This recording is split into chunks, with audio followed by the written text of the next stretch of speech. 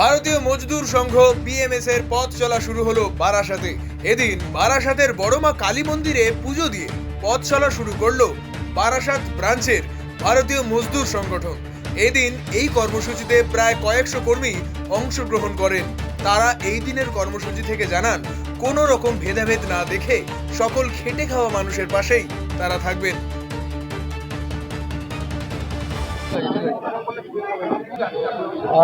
সবার আগে আপনারা এসেছেন, আপনাদের ধন্যবাদ জানাই। আর আজকের আমাদের প্রোগ্রাম হলো আমাদের ভারতীয় মজদুর সংঘ বিএমএস আজকে বারাসাত নগর ইউনিটের থেকে পথ চলা শুরু হচ্ছে।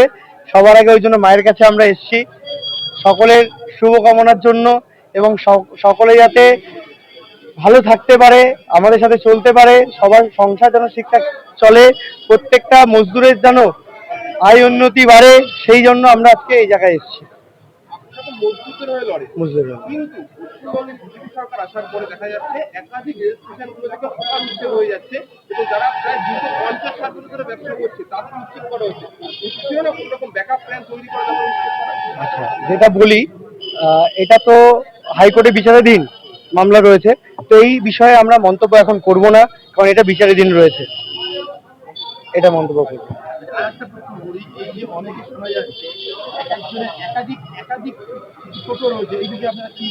দেখুন, এগুলো আমরাও শুনতে পাচ্ছি যে একাধিক টোটো অটো রয়েছে, সেটা আমরা বসবো, সবে তো আজকে আপনাদের ডেকে পথ চলা শুরু করলাম, তো সেগুলো সবকিছুই মীমাংসা আমরা আগামী দিনে করব। আজ থেকে আমাদের পথ চলা শুরু হচ্ছে, আপনারাও দেখতে পারবেন, আপনারাও আপনাদের সাথে থাকবেন, বুঝতে পারবেন। সরকারের আমলে দেখা গিয়েছিল অনেক মানুষ যারা বিভিন্ন রাজনীতি করতো তাদেরকে পিছিয়ে রাখা হয়েছিল, তাদের টোটো চালাতে দিত না, তাদের ব্যবসা করতে দিত না। সেক্ষেত্রে যদি আপনারা এখন গভর্নমেন্টে রয়েছে, আপনাদের মজদুর ইউনিয়ন কি সমান অধিকার দেবে সব মানুষকে? মানে যারা তৃণমূল করতো আগে, তারা যদি এখন টোটো চালাতে যায় বা টোটো চালাতে যায় বা ব্যবসা করতে যায়, সেক্ষেত্রে আপনাদের কোনো বাধা সম্মুখীন হবে না? আচ্ছা, যেটা আপনাদের কোশ্চেন, এটা খুব ভালো কোশ্চেন, আমি আপনাদের বলে দিই।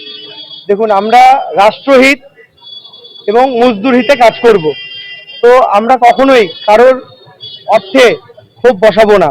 কিন্তু এতদিন ধরে যেসব মানুষেরা, আপনারাও জানেন যে যারা এতদিন অনেককে টোটো চালাতে দেয়নি, অটো চালাতে দেয়নি, কোনো জায়গায় কাজ করতে দেয়নি, তাদের তো আমরা একটু কথা বলবো তাদের সাথে। দেখুন, কারোর পেটে আমরা ওইভাবে আঘাত করব না, কারণ আমরা সকলের পেটের নাগিদে কিন্তু আজকে আমরা কাজটা এগোচ্ছি, তো কারোর পেটে আমরা আঘাত করব না, সবাইকে নিয়ে কাজ করব। কিন্তু যারা আগে আমাদের আঘাত করেছে, তো তার সাথে বসে কথা বলবো, কারোকে ওইভাবে আমরা ডিস্টার্ব করব না। আমার নাম অমিত মিশ্র, বারাসাত নগর বিএমএস সম্পাদক।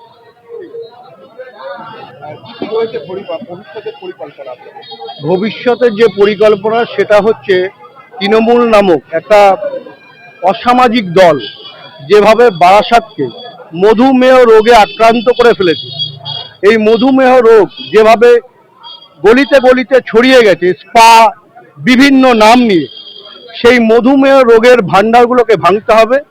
মানুষের সমাজের কাজে আসা মেহনতি মানুষের পক্ষে আমাদের লড়াই থাকবে। সমস্ত কিছু এগুলো সব বন্ধ হবে, সব বন্ধ হবে। আমি মাধ্যম শোনা যাচ্ছে যে এটা নাকি সামনের সপ্তাহে পরের সপ্তাহে খোলা হবে, সেক্ষেত্রে আপনার কি মন্তব্য? যদি আমরা দীর্ঘদিন ধরে অভ্যস্ত হয়ে গেছি তৃণমূল আমলে ডাকবাবু নামে একটা দপ্তরের, এই ডাকবাবু যে দপ্তর আছে, ইমিডিয়েট এটাকে বন্ধ করতে হবে, না হলে ডাকবাবুকে বলে দিতে হবে আপনি সঠিকভাবে চলুন। তোলাবাজি বারাসাতের বুকে চলবে না, মধুমেহ রোগের ব্যবসা বারাসাতের বুকে চলবে না, লোটো সাট্টা চলবে না। শুধু তাই নয়, জঞ্জাল মুক্ত, যে বারাসাতকে জঞ্জাল মুক্ত করতে হবে, এক কথায়। এখনো তো যে খবর শোনা যাচ্ছে বারাসাতের বুকে এত আপনাদের বিজেপি সরকার আসার পরে অঞ্চল দেওয়ার পরও পাঁচ ছটা এখনো বাসের যাচ্ছে।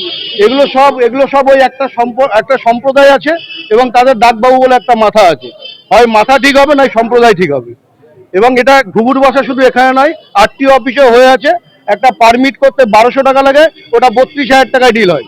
আরটিওতে আমরা আজকে যাব, আমরা কথা বলবো এই বিষয়ে। প্রদীপ হরি, ভারতীয় মজদুর সংগঠনের প্রেসিডেন্ট এবং পেশায় একজন আইনজীবী। ব্যুরো রিপোর্ট, আরোহী নিউজ বাংলা।